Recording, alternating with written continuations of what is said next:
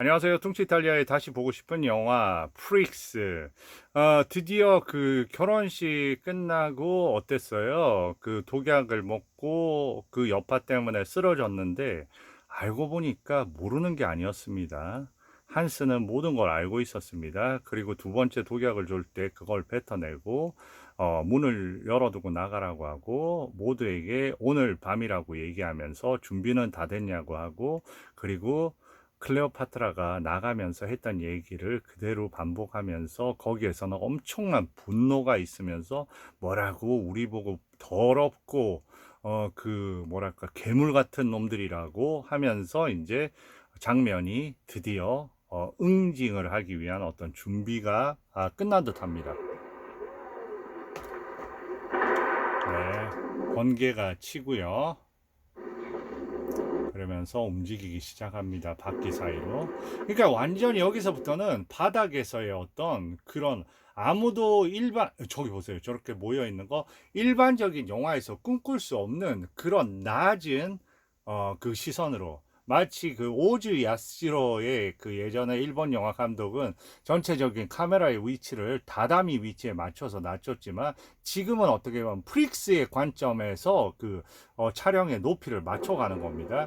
그렇기 때문에 우리한테는 일반적인 높이가 아니면서 그게 어떻게 보면 상당히 공포의 한 부분이 되기도 하는 것 같습니다. 그리고 여러 가지 저 천둥의 소리라든지, 그리고 중간중간에 저 바퀴의 그런 어떤 구도 속에서 뭔가, 네, 모든 것 다 준비됐고요. 네, 서서히 다들. 그리고 지금 이 부분은 어떨까요? 그리고 그 중간에 그 장면이 이제 생략이 제가 빠뜨린 것 같은데, 중간에 이제 얘기합니다. 그 비너스가 한번 찾아와 가지고 이 헤라클레스한테 너가 다 꾸민 일이지, 너하고 둘이 거기다 도대체 뭐 탄 거야? 그 의사가 왔을 때 그때 뒤에 잠깐 불러내서, 그러면서 모든 걸 알고 있다는 식으로 얘기를 합니다. 그러니까 지금 이제 헤라클레스는 비너스를 제거하고 싶어 하는 거죠. 그리고 불을 끄고 어디로 가야 되는 거죠. 비너스의 방으로 가야 되는 겁니다. 그리고 여기에서 그런 내용을 이제 전달받습니다. 저 프리다가 해줍니다. 비너스 아마 위험할 것 같다 그러고, 여기서는 어때요? 너 자라 그럽니다. 그리고 너희들 빨리 가, 꺼져버려, 뭐 이런 식으로 얘기하는 거죠. 내 친구들이야. 그런데 보세요, 저 옆에서 그 음악을 연주를 하죠. 그리고 여기서는 또 독을 타려고 하고요. 자, 뭐라고 얘기하면 너 그 검은 병 가져와, 그러면서 저기 한 명은 칼을 꺼내고요. 그리고 옆에는 총을 꺼내고요. 그리고 한 명은 저 죽음의 피리를 불고 있습니다.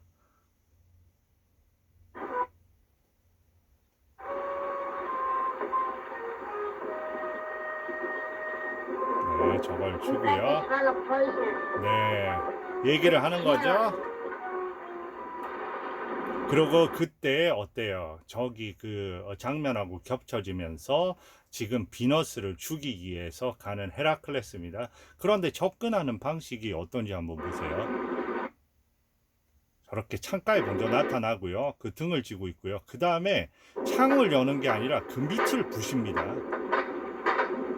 저 밑을 부신다는 거는 저는 그런 의미로 해석을 해요. 저 밑 공간은 위로 해서 그 프릭스들은 다닐 수 없는 공간이잖아요. 저는 보면 저 밑을 부숴서 들어간다는 게 마치 프릭스의 존재를, 프릭스의 공간, 밑으로 다니는 공간을 부숴서 들어가는 그런 느낌이 들었어요. 저렇게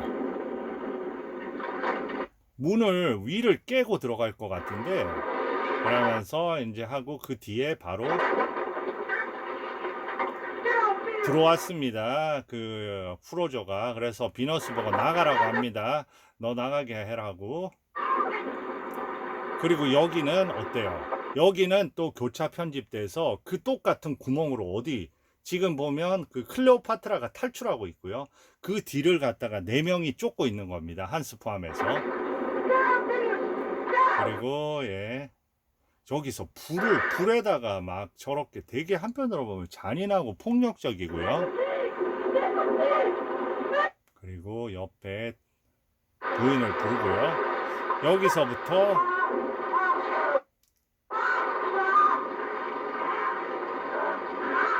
지금 어때요? 지금 비가 저렇게 오고요.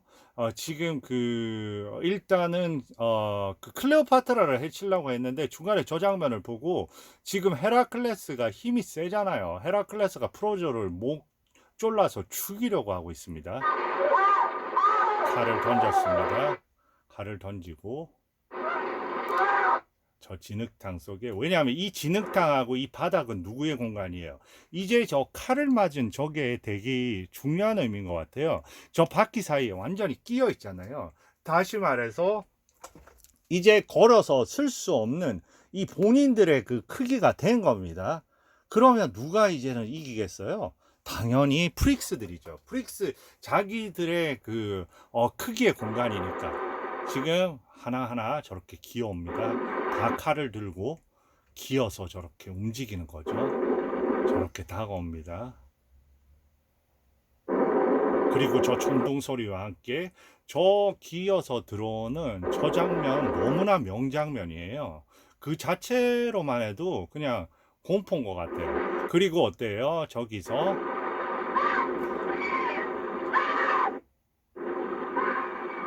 번개 속으로 가고 있는 누굽니까? 클레오파트라죠. 클레오파트라의 뒤를 저렇게 쫓아오고 있는 겁니다. 자, 여기에서 상당히 좀 이상하지 않아요? 저 부분이 거의 많이 날아간 겁니다. 저 아까 그 부분을 갖다가 완전히 다 삭제한 거예요. 그 부분에 대해서는 조금 이따가 말씀드릴게요. 그리고 원래대로 돌아왔습니다. 그 너무나 아름다운 여인, 그 여인이 있었어요. 그 여인을 위해서 어떤 왕자는 목을 매기도 했을 정도로 그 여인이 대단한 미모를 가졌다고 하면서 시작을 했잖아요. 그래서 드디어 이제 그 여인의 정체에 대해서 얘기를 하는 거죠. 자, 제가 여기서 도와줘요. 가고 그녀가 어떻게 저렇게 됐는지는 모릅니다. 자, 어떤 이는 뭐랄까 사랑하는 연인의 복수라고도 하고요. 어떤 사람은 그들의 코드, 그들의 규칙에 의해서 저렇게 됐다고 하고요. 어떤 사람은 천둥에 의해서 그렇게 됐다고 합니다. 근데 왜 천둥이라고 얘기하는지를 제가 설명을 드릴게요. 그리고 이제 믿거나 말거나 그녀는 여기에 있습니다. 바로 이제 이 장면을 보여주기 위해서 처음 영화가 바로 그 괴물 중에서 이 괴물을 보여주기 위해서 이 프릭스를 보여주기 위해서 했죠. 자, 여기 있습니다. 자, 클레오파트라는 거예요. 클레오파트라의 다리가 잘려나가고요. 그리고 성대를 잘라버려서 이제는 저 바닥에 저게 의미심장해요. 한쪽 눈은 또 파연 겁니다. 저게 클레오파트라가 저렇게 된 건데, 클레오파트라가 원래 뭐였어요? 천국의 새였잖아요. 위의 공간에 있다가 그 위의 공간에 다시는 못 올라가게 자기 프릭스처럼 똑같은 저런 바닥의 공간을 만들어 버린 겁니다. 그런데 원작에서는 잘려나가기 전에 필름에서는 어떤 장면이 있었냐면 그 천둥이 칠 때 천둥을 통해서 그 다리가 잘려나가는 장면이 있어요. 그리고 나머지 장면이 좀 더 잔인한 장면으로 구성이 됐는데 한스가 같이 버리는 그런 부분이 너무 잔인하다고 해서 그런 부분이 삭제됐습니다. 대부분 후반부에 삭제가 됐고요. 전체 영화에서 한 30분 정도가 삭제됐으니까 갑자기 이렇게 넘어오는 부분이 조금 이상했을 거예요. 그런데 어쨌든 영화는 이렇게 해서 끝을 맺게 되는 거죠. 그리고 이제 한스는 어마어마한 재산을 상속을 받았고요. 그리고 한스는 몇 년 동안 아무도 만나지 않은 겁니다. 그런데 누가 자꾸 찾아왔다고 합니다. 그래서 만나자고 한답니다. 근데 나는 아무도 보고 싶지 않다고.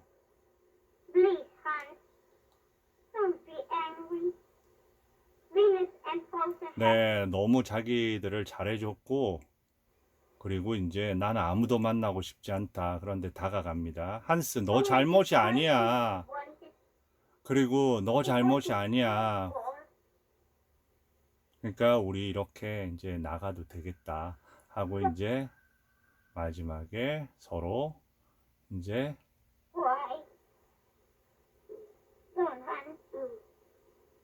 Why? I love you. 네, 이렇게 해서 이 영화는 끝나게 되는 영화거든요. 제가 왜 이제 배우에 대해서 설명을 안 드렸냐면 저기 그 나오는 그 한스 역할을 한 배우는 원래 커트 프리츠입니다. 그런데 원래 이름이 커트 프리츠고요.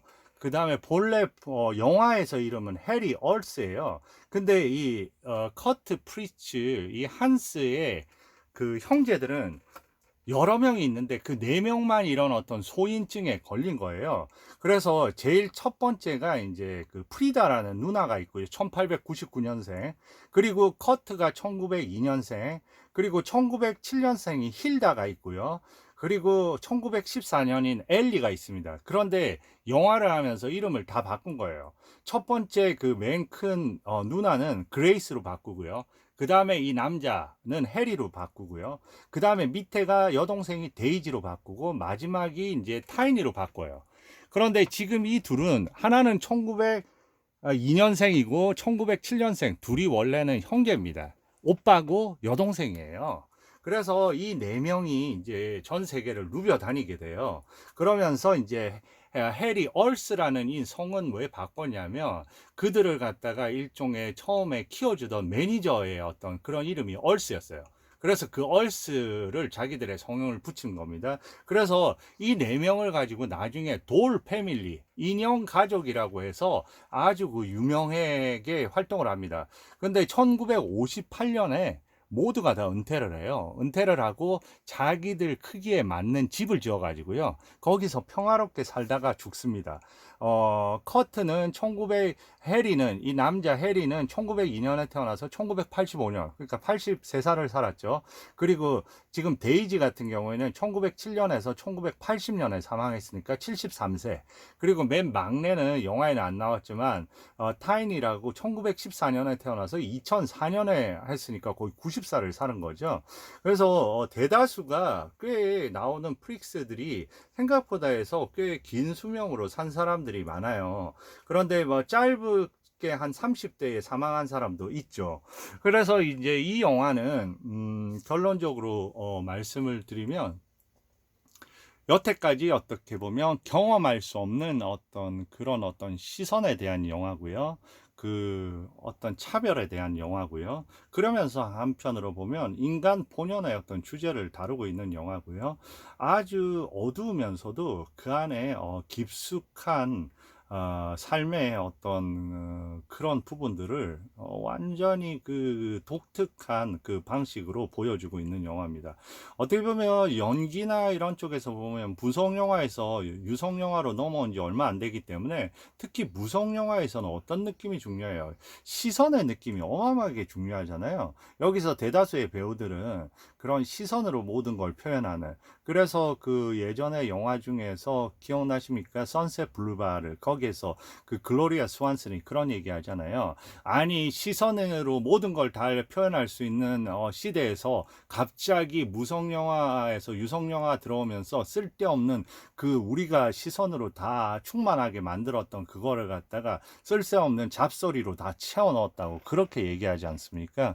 그러니까 이때는 벌써 그 시선의 이 영화에서는 그런 시선을 잘 활용하던 그런 배우들 덕분이 이기도 하겠지만은 여러 가지 그 프릭스를 연기하는 진짜 프릭스들의 그 불안정한 부분까지 너무나 영화 자체가 불안정한 가운데 그 밸런스를 맞춰주는 그런 부분에서 엄청난 그 힘을 가지고 있는 것 같아요. 그래서 우리가 일반 영화에서 쉽게 끌어내지 못하는 그 내면의 격정과 불안감, 그리고 그 안에서 공포, 그런 거를 너무나 너무나 표면 위로 우리가 직접 볼 수 있게 그렇게 만들어준 역작 중에 역작이 아닌가 생각합니다.